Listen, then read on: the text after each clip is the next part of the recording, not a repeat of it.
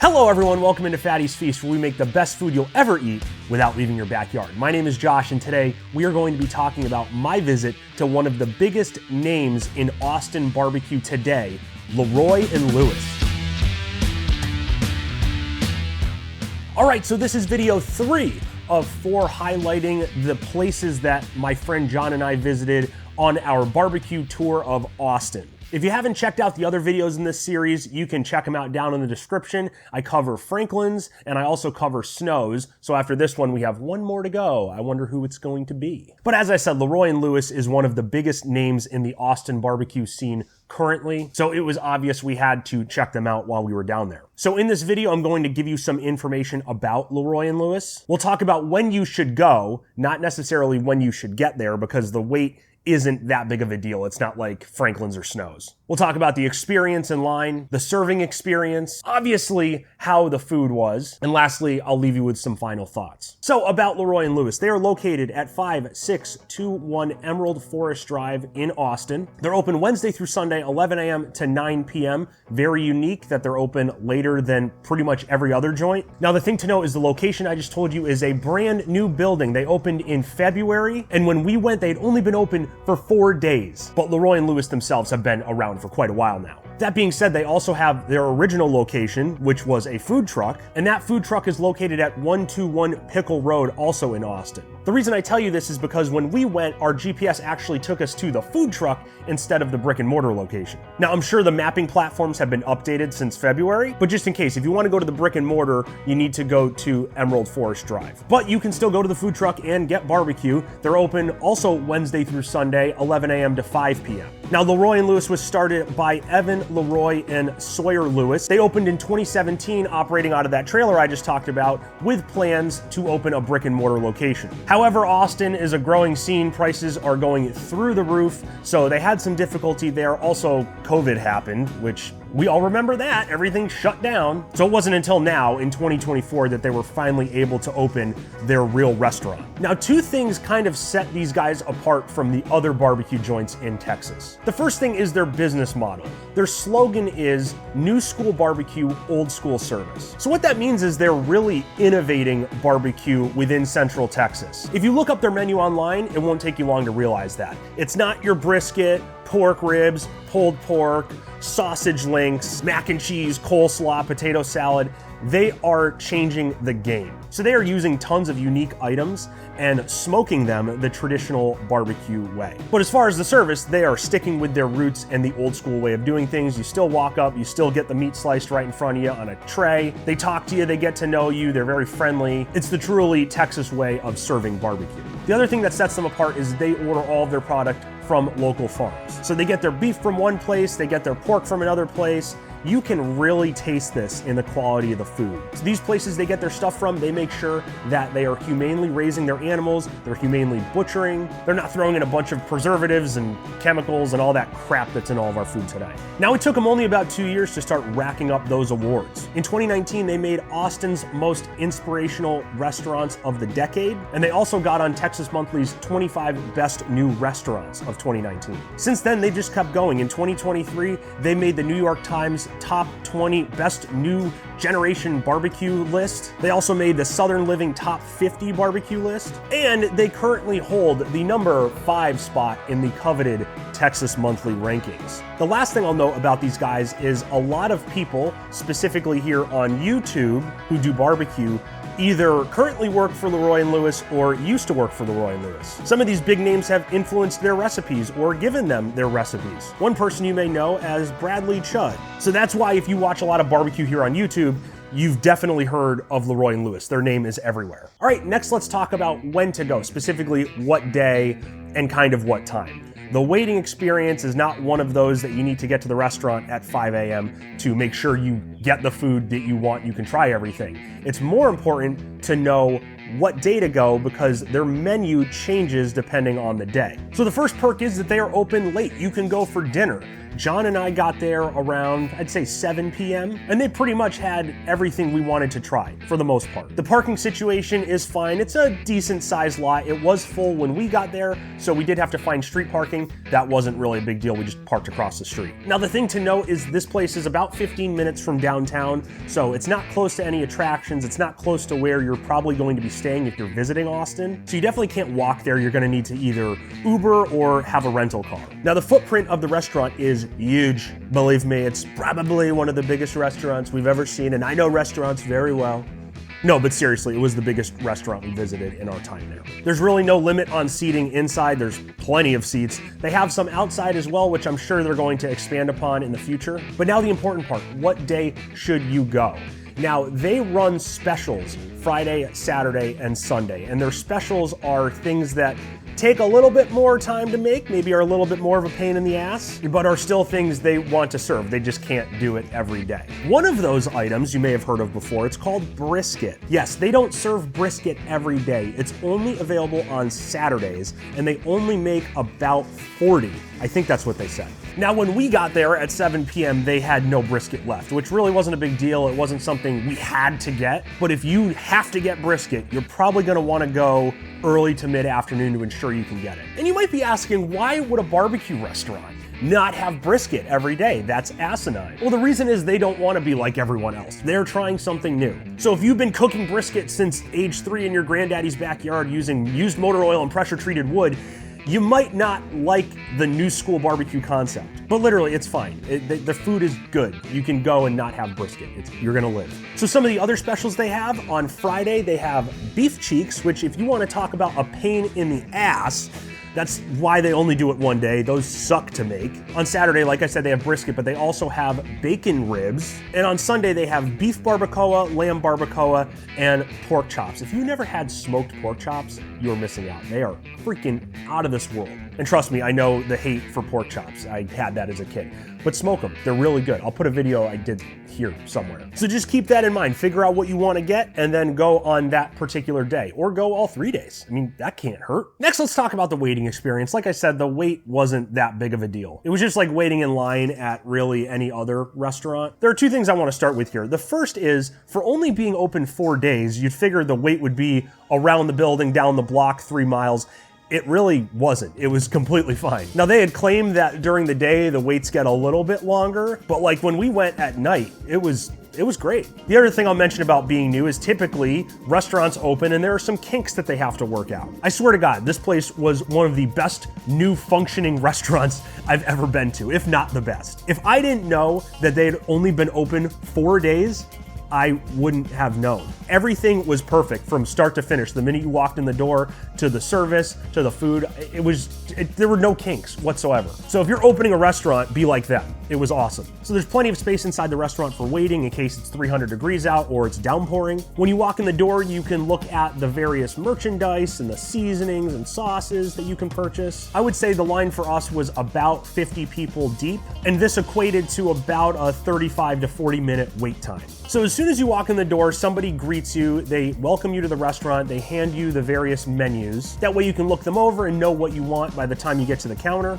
And they also explain how the restaurant works to you, the process, if you will. And this is where it gets kind of interesting. So if you want anything on the main menu, you know, your beef, your pork, the delicious sides, yeah, you have to wait in line and they'll serve it to you like a traditional barbecue place. However, you do have the option to order at the bar. Not only can you get alcohol while you wait, but you can also get some specific handheld meals. So we're talking about sandwiches and stuff like that, but you can also get their world famous smoked brisket burger. Now, we didn't have the stomach space to try this, and that is my one regret on this trip. Honestly, I keep thinking about it. I can't sleep at night. But literally everyone we talked barbecue to while we were down there said, you have to try the burger. It's the best burger in this world, probably ever. So if you plan on going there and don't want to regret your life choices, get the burger. Let me know how it is. I plan on going back hopefully in the near future, and trying it myself. So the big perk with ordering at the bar is that if you are extremely hungry, you can get a sandwich or a burger with fries and just eat and leave. You don't have to wait in this massive line, which I find very interesting. I love how they do that. The other thing to note is if you want to just get a beer while you wait in line, they'll actually open your tab up, which you can use throughout the entire restaurant. So you can just keep your tab open, order a beer, get your food, order another beer, eat your food, order one more beer, close out. I like that as well. Also, the guy that greeted us was from Connecticut. It was insane. This was the third barbecue person we met from Connecticut. Seems like everyone who does barbecue in Connecticut is moving to Austin to do barbecue. Maybe I should have moved there. That would have been smart. The other thing to note, just kind of a cool fact, is that Sawyer Lewis's husband, Nathan, actually runs the bar portion of the restaurant. And the original idea was to open a barbecue brewery type of combo. That didn't end up working out, but maybe one day in the future. I mean, they have the space for it, so why not?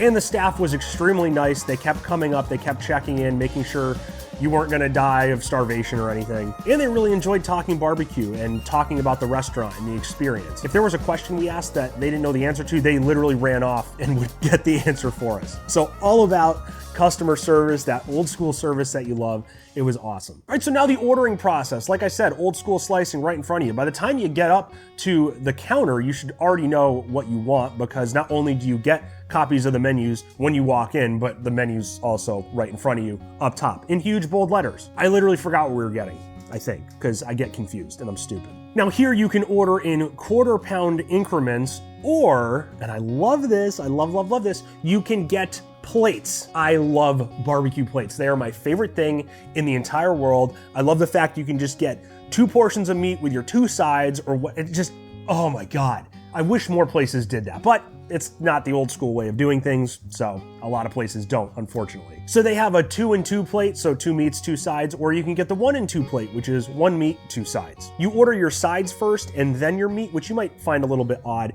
but the sides are just as equally as important as the meats at Leroy and Lewis. So they put a lot of innovation and thought into their sides, so they want those to stand out just as much. As we said before, old school service, so the staff would talk to you about your experience while you're in Austin, where you're from, how you heard about Leroy and Lewis. The meat cutting was absolutely beautiful, as always. I love watching slicing of meats. And the last thing I'll mention, this was the only restaurant where you got real silverware. I love real silverware, especially at barbecue restaurants. Plastic is crappy, it breaks. It's bad for the environment, it's bad for you. I wish more restaurants would have real silverware. All right, next on to the fun part. Let's talk about the food. As always, my disclaimer, I am not sitting here telling you I can cook better or worse than Leroy and Lewis. These are my thoughts and opinions. We can have different thoughts and opinions and blah, blah, blah, blah, blah. You know the deal. And this is especially true in this video because some of the things we're going to talk about I have never done before, nor would I probably ever do. So truly, just my thoughts and opinions. So that being said, check out these plates. So John and I opted to do 2 of the 2 plates, so a total of 4 meats and 4 sides. For our meats, we got flat iron, chuck, pork, and jalapeno sausage. For our sides, we got potato salad, Frito pie, chori papas, and rice pork hash. So right off the bat, you can tell that this is a very different plate than in the other videos I've made. Very non-traditional, very innovative. It's a true experience. This was also the cheapest barbecue visit we had because we weren't dying of starvation, but we were hungry. This only cost us about $60 in food. Each of those plates, I think, runs about $23 each. Now, the first thing I'll note is I love the serving concept where they actually put the meat on top of the white bread. All the other places put the bread on the side. They allow for that juice from the meat to be soaked up by the bread, and it just elevates your bread eating experience. The other thing to note is all plates come with pickles, jalapenos, and pickled onions. That's right, I finally settled my craving for pickled onions right off the bat. 10 out of 5, best pickled onions ever. All right, so the first meat we'll talk about, the flat iron. As we can see here, there's not much that really tells us that this flat iron was smoked, and that was kind of reflected in the flavor of it. It was good, don't get me wrong, but I would only rate it about a 3 out of 5. This is a great choice for people that are steak lovers, and believe me, I'm a steak lover, but when I go to a barbecue restaurant, I'm not necessarily craving steak. And like I said, it was good, but it just had more of a traditional steak flavor. There was some smoke flavor, but it didn't really stand out. I think it's worth a try. It just wasn't my favorite thing that I had. Next, the chuck. Now, I have done smoked chuck before, and it was not as good, anywhere close as good to these guys. The chuck I would rate a 4 out of 5. It was definitely cooked differently, and the concept was a little bit different than the flat iron. They told us they cook their chuck to just over a medium well internal temperature, and that's where they've kind of found that the fat is rendered down enough and it's at the perfect level of tenderness. Now, the reason I didn't give it a 5 out of 5 is because the smoke flavor, once again, really didn't stand out to me. It was there, but you kind of had to search for it. What did stand out was the tenderness, obviously, but they also serve this in a mop sauce that's a little bit sweet, a little bit salty, a little bit smoky. It was really, really good. And plus, putting that on the bread to soak up that mop sauce, oh, God, I could drink that stuff. Next, the pork. This wasn't your good old-fashioned pulled pork shoulder. This was whole hog. That's right, you heard me, whole hog. That is not a traditional Texas barbecue item. So the fact that they had this on the menu absolutely blew my mind. The whole hog, also I would rate a 4 out of 5. Really, really good. My main gripe was I couldn't taste a lot of smoke flavor. But the thing I will say is this was probably the most perfectly cooked whole hog I've ever had in my life. The fat render was beyond amazing. There were literally no big chunks of fat that you get sometimes with pulled pork. It was juicy, it was salty, it was peppery, the flavor was so good. And once again, that bread, oh, it soaked up all those juices. It was delectable. Next, the jalapeno sausage. Yes, I know it's jalapeno. I'm just being a nerd. Once again, 4 out of 5. My one gripe, there was no cheese. I love, love, love cheese in sausage, especially jalapeno sausage. Overall, the fill of the sausage was very even. There were no air bubbles or anything. One thing I liked is that they kind of sliced it for you, so you had this little pull-apart thingy going on. This probably had the best smoke flavor out of anything we had. I couldn't really get a gauge on how the snap was because it was pre-sliced, but I would assume it's pretty damn good. So that covers our 4 meats. Let's move on to the 4 sides. And once again, these are just as important as the meats. These are very unique sides that you're not gonna find at really probably any other restaurants. So it's important you know what sides to get and which to avoid. So first we had to get potato salad. That's just a rule of mine. Always get the potato salad. I would rate that a 4 out of 5. Now my gripe with the potato salad is the potatoes were a little bit undercooked. They were definitely on the firmer side, but the base of the potato salad was really the star of the show. Now it's a mayo-based potato salad, which a lot of the places had mustard-based, but what really brought it up a level was there was a hint of horseradish. So if you don't like horseradish, you're probably not gonna want this potato salad. I personally love it. And the minute I took a bite, I was like, whoa, that's awesome. Like it made my taste buds do a little dance. It was really, really interesting. So I would literally get a gallon of that stuff and just eat it on my couch alone on a Saturday night, debating life choices. Anyway, moving on, the Frito pie. Now, if you've never heard of Frito pie, it's basically Texas red chili topped with cheese and Fritos. Very interesting concept. I enjoyed it. I would rate it a 4 out of 5. I don't know, I don't like Fritos. They're not my #1 chip of choice. So the Fritos just make it very salty. It works well together, don't get me wrong, but I'm just not a Fritos guy. So if you're a Fritos person, you'll rate it a 5 out of 5. The chili was good, but you know, just my opinion. Next, the choripapas. If you've never heard of that, it's potatoes and chorizo. I think on everything we got, this was the best thing. I would rate this a 5 out of 5. It had overall amazing flavor, maybe a little bit of a spice to it, which I enjoyed. The doneness of the potatoes were perfect. They were very soft, and it almost had kind of a hash consistency to it. So I enjoyed that thoroughly. And now our last side, the rice pork hash. This was definitely the least exciting of all the sides we got. I would only rate this a 2 out of 5. It was mostly rice and I don't know, it just kind of lacked flavor. It didn't really do anything for me. So that's a side you can probably skip on unless you really, really, really, really like rice. Now the last thing I'll touch on is the sauces. They do give you 2 sauces when you get your plate. And I don't think you necessarily need the sauces. The barbecue's not dry or anything, but I think it elevates the flavor a little bit, maybe. The original I wasn't a fan of. I would only rate that a 2 out of 5. I believe it was a beet-based sauce, which I'm not a fan of beets, so just kind of a weird all-around flavor. What I did like was the mustard sauce. That was a 4 out of 5. Had a very overall tangy flavor with some good-sized mustard seeds. I'd probably use that to wash down my gallon of potato salad sitting on my couch alone on a Saturday night. So if you like mustard sauces, you'll definitely enjoy theirs. The last thing I'll touch on is we sat outside right near the one pit that they have. It kind of surprised me they only had 1,000-gallon pit. I'm not sure what they have in the kitchen, but the kitchen did appear to be pretty big. So I'm not sure how they have all the space space to cook all the things they do. Obviously, they're still using their pit at their food truck location, so I'm kind of curious if they move things back and forth or whatnot. I'm also wondering if they're going to expand upon their pits as time goes on. But we didn't ask for a pit tour or anything. They were closing up by the time we were done, and it was right there. I mean, there was nothing else to see. The other thing I noticed is that the firebox door is located outside of the shed that the pit's located in, so I can only imagine it's a little bit miserable if it's downpouring or the weather just sucks. But we'll see what they do in the future as far as expanding upon those. All right, so let's close this out with my final thoughts. Would I go back to Leroy and Lewis? Absolutely. I mean, I need to try that burger. It's still just, I keep thinking about it. Damn it. Their slogan, new school barbecue, old school service, really encapsulates everything that they're about. This is the perfect place to go to try something different. If you're sick of the brisket, the ribs, the pulled pork, the sausage links, you can go there and really mix up your taste buds a little bit in between your barbecue adventures throughout Texas. As I said, this is not the place for the traditionalist who just wants to experience the old standbys. If that's you and you're gonna get aggravated at the fact they don't have brisket every day, then you might wanna skip out on this restaurant. But just trust me, experience something new in your life. I like how you don't have to plan your entire day around going to Leroy and Lewis. You can get there at whatever time, whether that's for lunch or for dinner. They're most likely not gonna be out of things. You're not gonna have to wait around for a table to open up. There's plenty of indoor seating. And lastly, I just wanna reiterate that you can go there for dinner and get food. Now, there are barbecue joints here in Nashville that I've gone to at dinner time, and you can tell the quality of the food